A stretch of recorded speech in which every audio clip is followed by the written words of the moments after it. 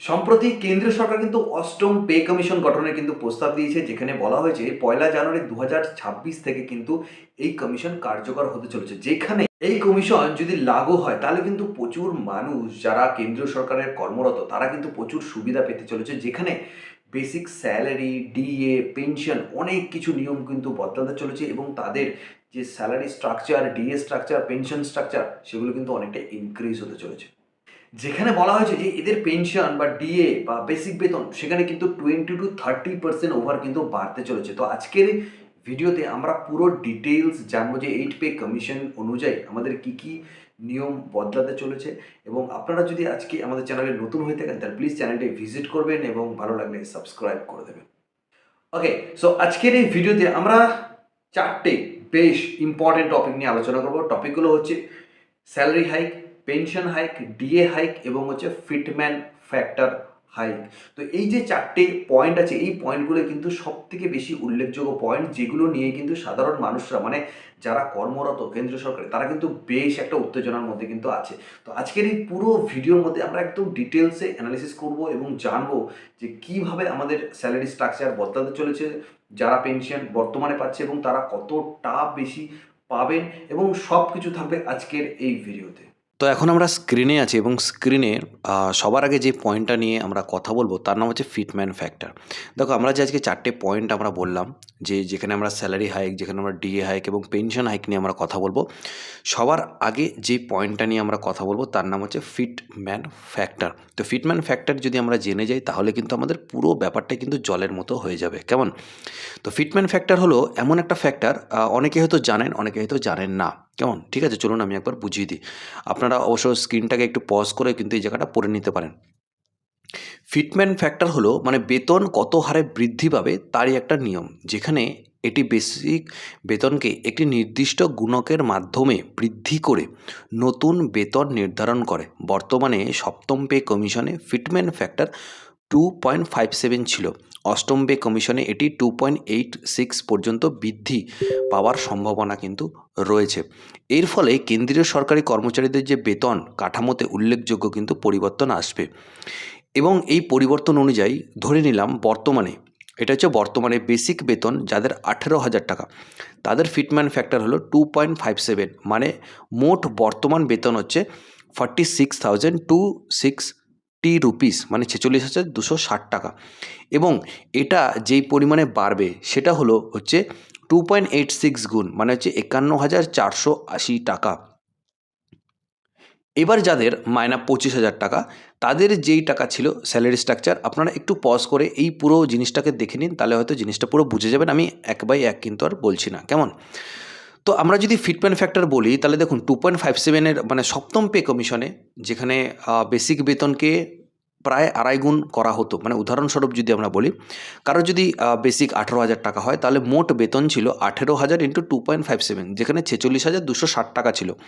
তো বর্তমানে সেটা বেড়ে গিয়ে 51,480 টাকা কিন্তু হতে পারে যখন থেকে 8 পে কমিশন কিন্তু লাগু হবে, যেদিন থেকে। কেমন?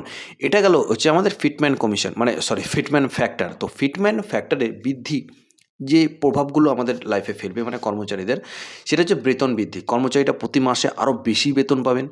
এখানে ডিএ এবং অন্যান্য ভাতা যেগুলো আছে সেগুলিও কিন্তু বৃদ্ধি পাবে, কারণ যেখানে বেসিক বেতন বৃদ্ধির সাথে সাথে এখানে ডিএও এবং অন্যান্য ভাতাগুলিও কিন্তু বৃদ্ধি পেতে চলেছে।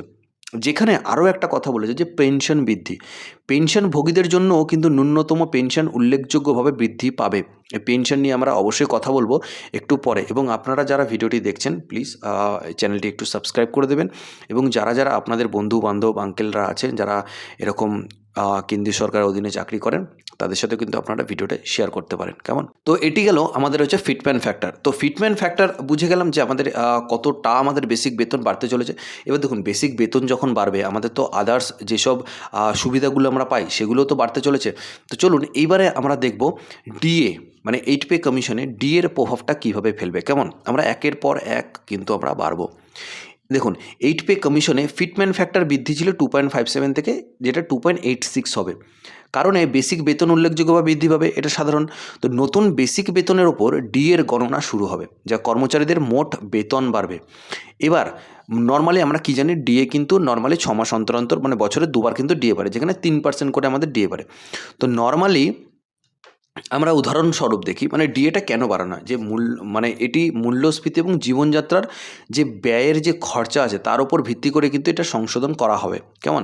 এবং উদাহরণস্বরূপ নতুন বেসিক বেতন যদি আমাদের 25,000 টাকা হয় এবং ডিএর হার যদি 10% হয়, তাহলে ডিএ হবে আমাদের 25,000 ইন্টু 10%, মানে 2500 টাকা। এটা কিন্তু নর্মালি, যেটা আমরা একটা উদাহরণ দিলাম যে ডিএ কীভাবে ক্যালকুলেট হয়, কেমন। তো এইবার আমরা নর্মালি একটু দেখে নিই যে বর্তমান স্ট্রাকচার আছে। সমস্ত পূর্ববর্তী ডিএ বেসিক বেতনে যুক্ত হওয়ায় নতুন কাঠামোতে মোট বেতন আরও বেশি হবে। উদাহরণস্বরূপ সপ্তম পে কমিশনে বেসিক বেতন 18,000 টাকা, ডিএ হচ্ছে 53%, যেটা জুলাই মাসে গিয়ে কিন্তু আবার 3% বাড়বে এবং সেটা 59%-এ যাবে। তো বর্তমান বেতন যদি 18,000 হয় এবং ডিএ যদি 9,540 টাকা হয়, মোট হচ্ছে 27,540 টাকা। এটা হচ্ছে ডিএর ক্যালকুলেশন। এবং অষ্টম পে কমিশনের বেতন হচ্ছে 18,000 টাকা এবং 2.86, মানে যেটা 18,000 ইন্টু 2.86 গুণ করলে 51,480 টাকা কিন্তু এটা বেসিক স্যালারি আপনি পাবেন। এবং তার উপরে যদি 10% ডিএ লাগু হয়, তাহলে যে আপনার মোট পরিমাণ যে স্যালারি আপনি আপনার হাতে পাবেন সেটা হচ্ছে 56,628 টাকা। এরপর যে আদার্স ভাতাগুলো আছে সেগুলো কিন্তু এখানে আমরা ক্যালকুলেট করছি না, কেমন। তো নর্মালি আমরা ডিএ আর বেসিক বেতনকেই ক্যালকুলেট করে দেখালাম। তো এই ফিটমেন্ট ফ্যাক্টর বৃদ্ধি যখন পাবে, আমাদের ফিটমেন্ট ফ্যাক্টর কিন্তু বাড়ানো হতে পারে এবং এর ফলে ন্যূনতম পেনশনও কিন্তু বৃদ্ধি পাবে, কেমন। তো এবার আমরা পেনশন নিয়ে কথা বলবো। ফিটমেন্ট ফ্যাক্টর বৃদ্ধির সাথে সাথে আমরা জানলাম যেখানে 2.57 থেকে 2.86 পর্যন্ত বাড়ানো হতে পারে, এখনও কিন্তু বাড়ানো হয়নি, এখনও কিন্তু সেই মিটিং কিন্তু এখনও হয়নি। যখন মিটিং হবে, মিটিংয়ের পরে যেটা ধার্য করা হবে সেটা অনুযায়ী কিন্তু আমাদের মাইনাস স্ট্রাকচার বাড়বে, কেমন।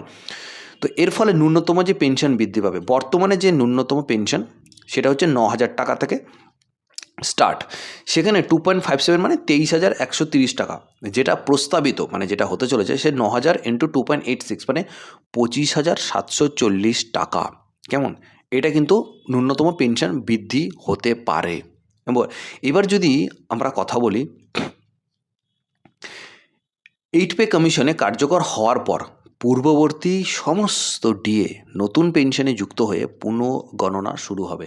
উদাহরণস্বরূপ আমরা যদি দেখি, যদি পূর্ববর্তী পেনশন 25,740 টাকা হয় এবং ডিএর হার 53% হয়, তাহলে নতুন মোট পেনশন 25,740 প্লাস 25,740-এর ওপরে যে 53% হয়, সেটা টোটাল গিয়ে দাঁড়ায় কিন্তু 39,380 টাকা। এটাই কিন্তু মোট এখন পেনশনের যে ন্যূনতম পেনশনটা পাচ্ছে তারা, কেমন।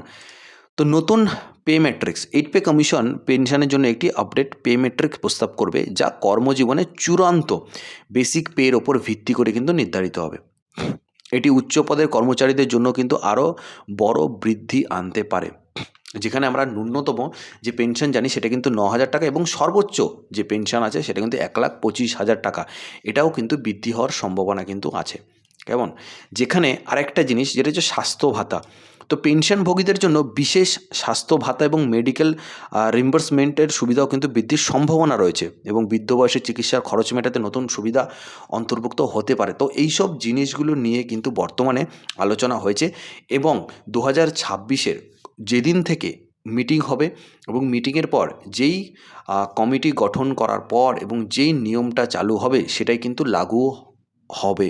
তো বর্তমানে এখনও কিন্তু সেভাবে কোনো কিন্তু আশ্বাস দেওয়া হয়নি, জাস্ট একটা মিটিং হয়েছে এবং যেই স্ট্রাকচারগুলো হতে পারে সেটা নিয়ে কিন্তু আলোচনা হয়েছে।